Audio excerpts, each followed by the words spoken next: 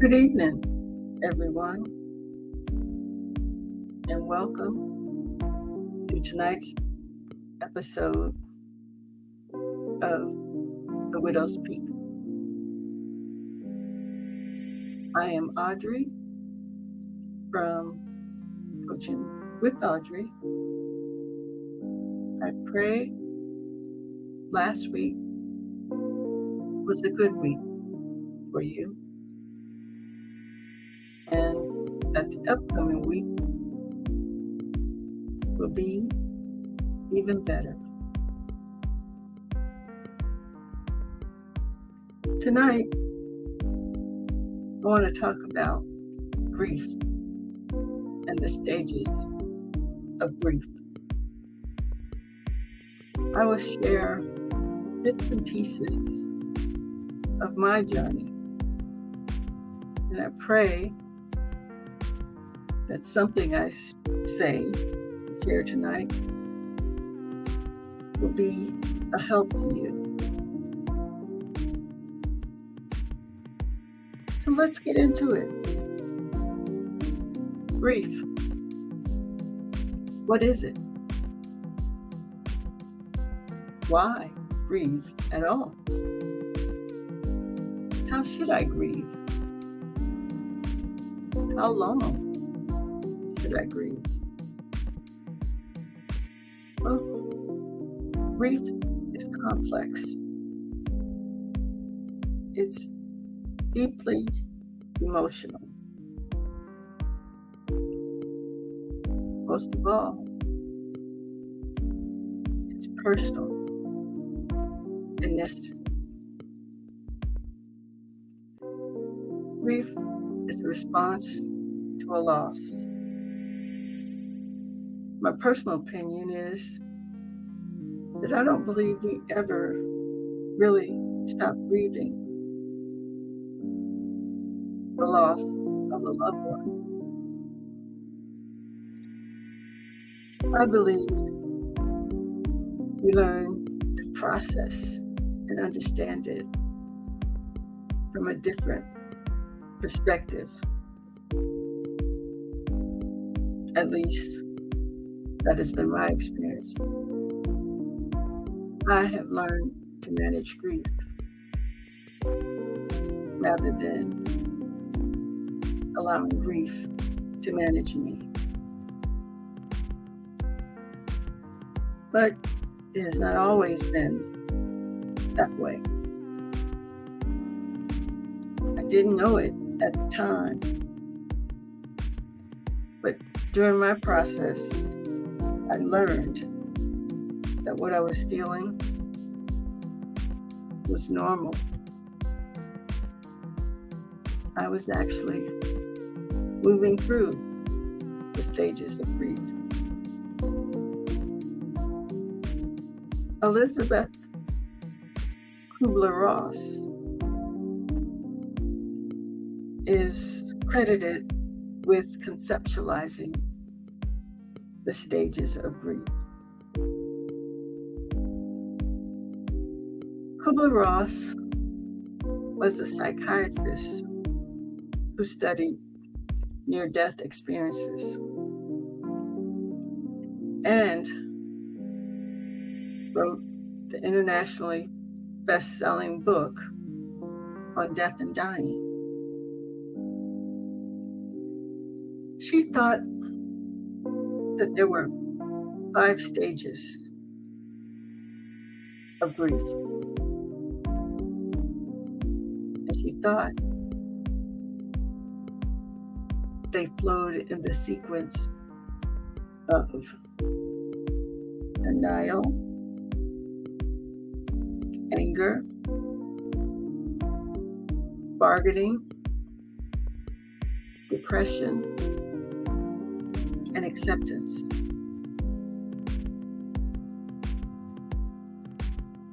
I would tend to disagree, but let's talk about what she thought was involved in each stage. according to her and everyone else in the field, they do agree that denial is the first stage. It's that state of disbelief. For me, it was definitely a defense mechanism.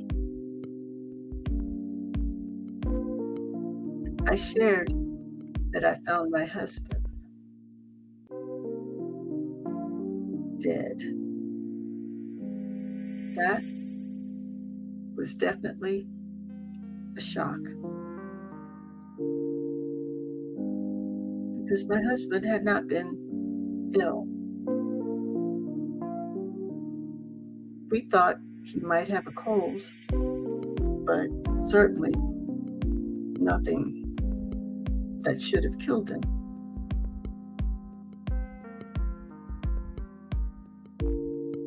It felt like I was in a dream. It's something that your brain really doesn't process or doesn't want to comprehend.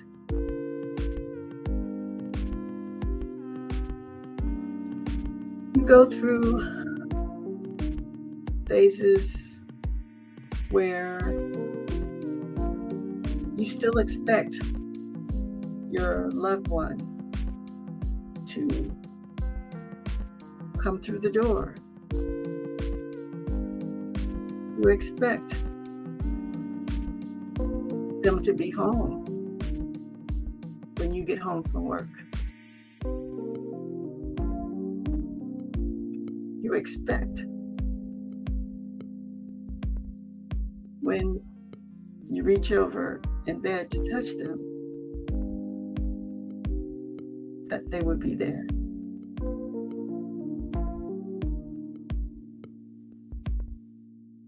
Those were all the things that I experienced.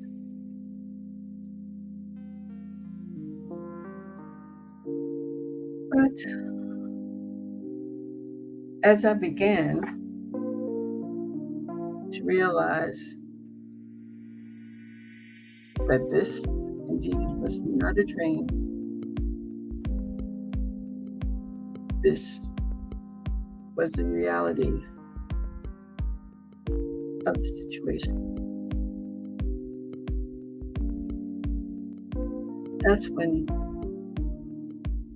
you go into stage of anger. Anger can manifest itself as frustration, resentment, injustice.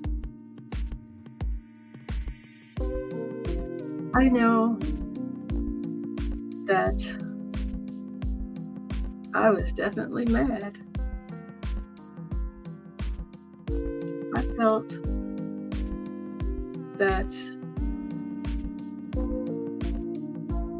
this shouldn't have happened the way that it happened. You know, James was a great guy. I am a nice person. I didn't understand why God would hate James the way he did. You know, because me and God, we were on speaking terms. We were good. So I at least thought that he would tell me before, you know, like he needed my opinion or permission. But I was mad at him for a minute. Yeah. That doesn't make me less of a believer, because he knew I was mad. Even if I didn't admit it, to myself or to you. I was also mad at the people that I felt were responsible or partially responsible for the death.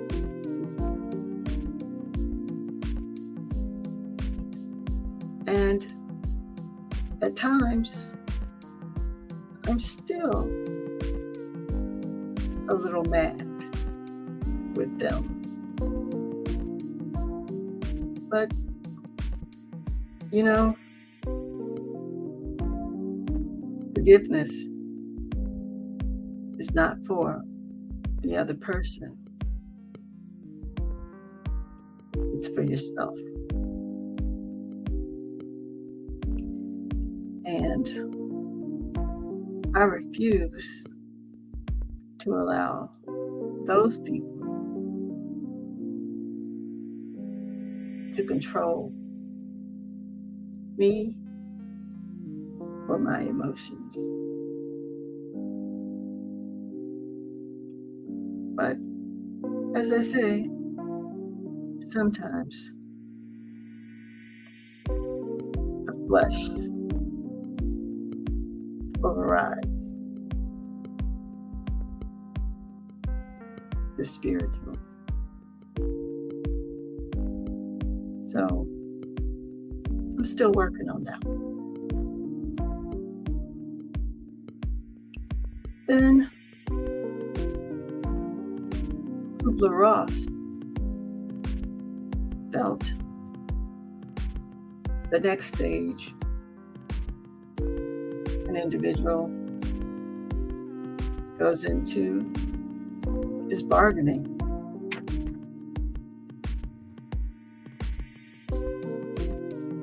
That's where you try to make deals or promises. And usually it's around religion. You promise to be a better person. You promise to go to church more often. Or you promise to start going to church. If God would just change his mind, cure the disease, all of those things. You know, I thought that I didn't necessarily go through this phase. But then I realized that I had.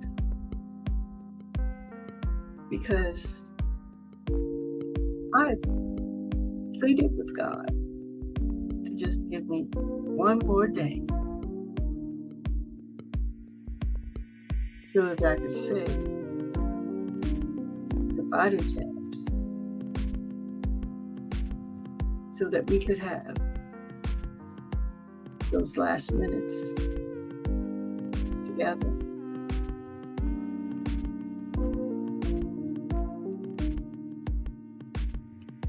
But you know, we did have those last minutes together.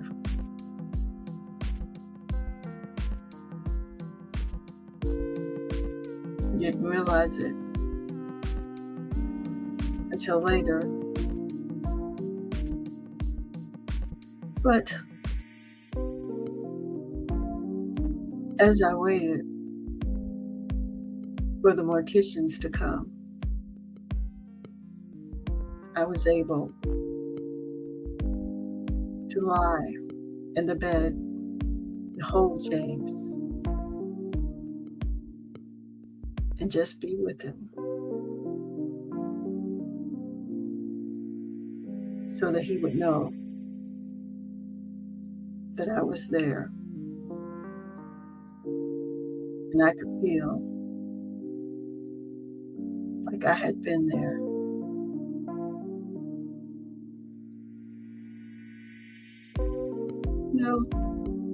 God always fixes things,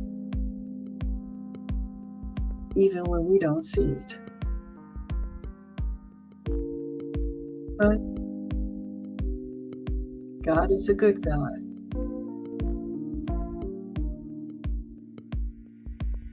Even when we're not always good stewards.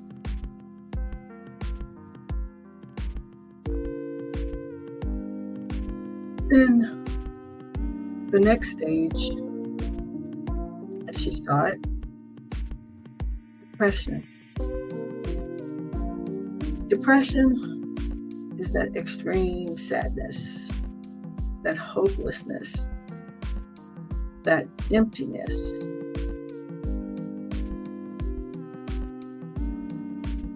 This really is when the magnitude just hits you. This is it.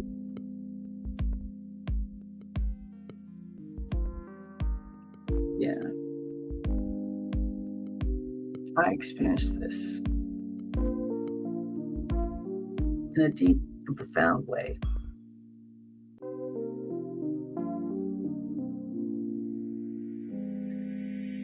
I would say that I experienced it right after the shock wore off. As I said, James passed in our bedroom. I saw our bedroom as a safe space. It was where I could feel close to him, where I could still connect with him.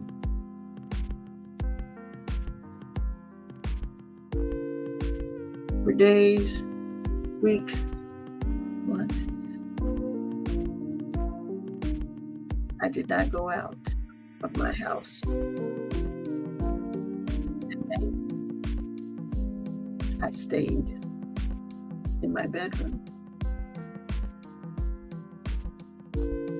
I worked from my bedroom.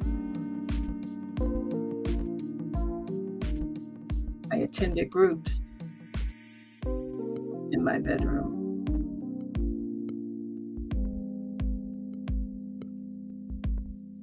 I did not answer my phone because I didn't want to talk to people. I didn't want those people who didn't know my husband to act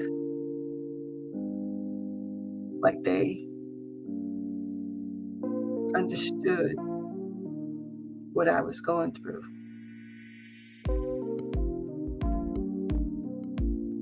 I didn't want condolences, especially from those people I blamed for his death.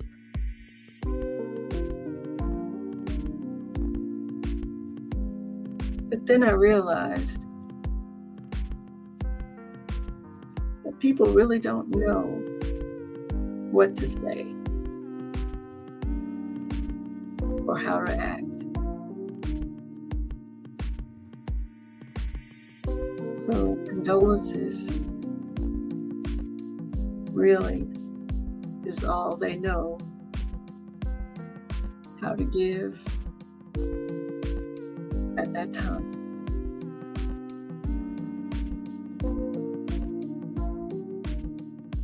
The final stage was acceptance. Now, Kubler-Ross did not think that acceptance necessarily meant that you were okay with the loss, but that you reached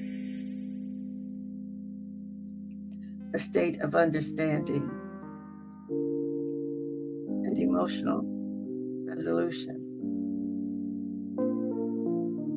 where you could live with it and integrate it into your life.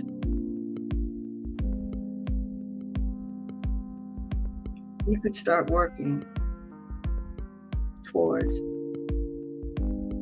that new normal. Well, some researchers felt that Kubler-Ross's model was too simplistic. It didn't take into account individuals' culture, their feelings or practices around grief, their coping skills, or even the relationship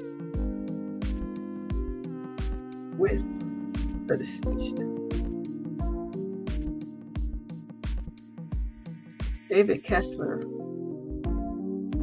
was a student and a collaborator with Kubler-Ross. He expanded on her model,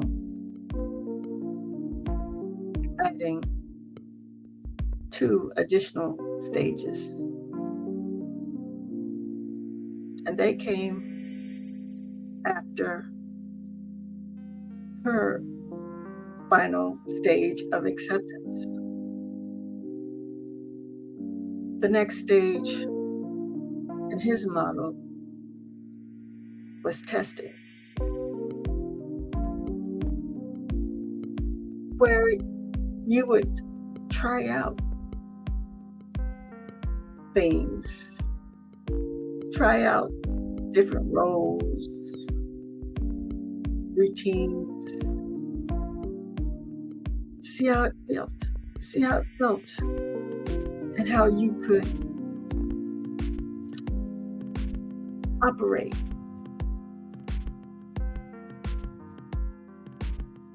Then his final stage was again acceptance. He had 2 stages of acceptance.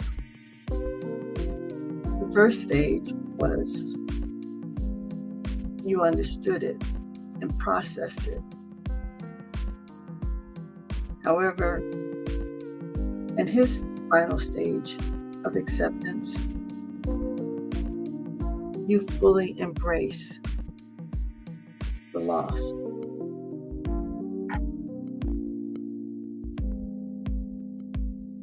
There was a deeper sense of peace and understanding over time.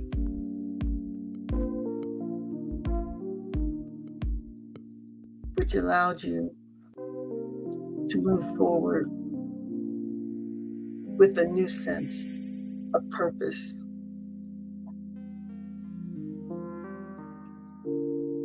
Regardless of whether you subscribe to Kubler-Ross's or Kessler's model of grief,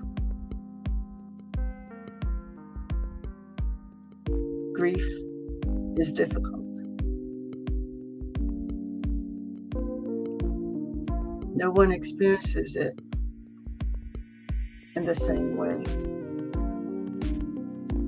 Kessler felt the stages were flexible,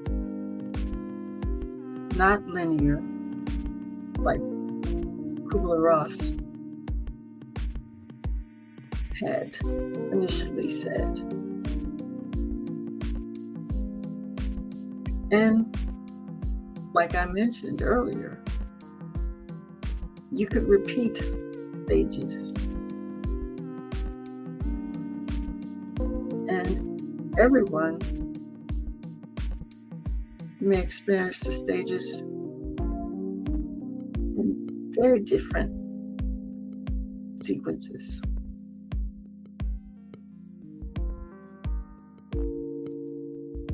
Grief is necessary. It's the experience that moves you toward healing. So embrace the process. Allow yourself to feel the feelings.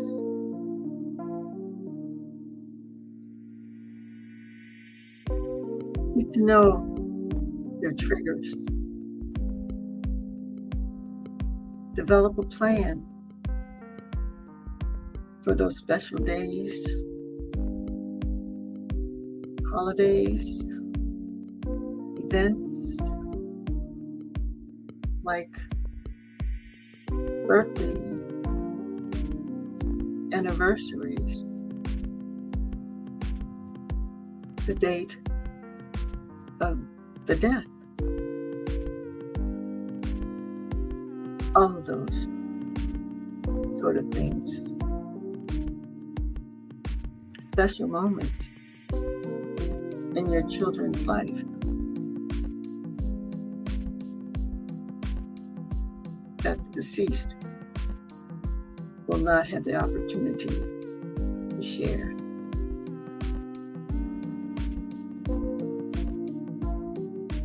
But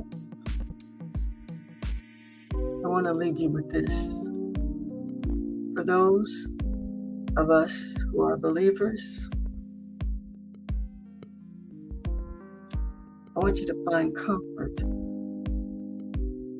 in Matthew chapter 5, verse 4. Blessed are those who mourn, for they will be comforted.